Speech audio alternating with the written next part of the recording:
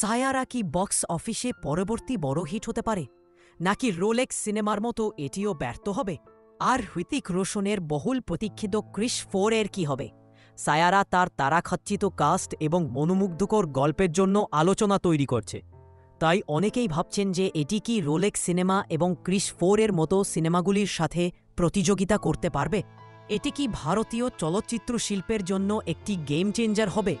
Hrithik Roshan Chris 4 এর অংশ হতে পেরে আমি রোমাঞ্চিত, এবং দর্শকদের জন্য আমাদের কি অপেক্ষা করছে তা দেখার জন্য আমি অধীর আগ্রহে অপেক্ষা করছি। এটি আগের চেয়েও বড় এবং ভালো হতে চলেছে। সায়ারা শীঘ্রই মুক্তি পেতে চলেছে, এবং ক্রিস 4 এর কাজ শুরু হওয়ায় মনে হচ্ছে ভারতীয় চলচ্চিত্র শিল্পের সামনে কিছু উত্তেজনাপূর্ণ সময় অপেক্ষা করছে। এই চলচ্চিত্রগুলি কি বক্স অফিসের রেকর্ড ভাঙতে এবং বিশ্বব্যাপী দর্শকদের মন জয় করতে সক্ষম হবে? কেবল সময় বলে দেবে। এই বহুল প্রত্যাশিত চলচ্চিত্রগুলির আরও আপডেটের জন্য আমাদের সাথে থাকুন, এবং মনে রাখবেন, সিনেমার জগতে যে কোনো কিছু সম্ভব।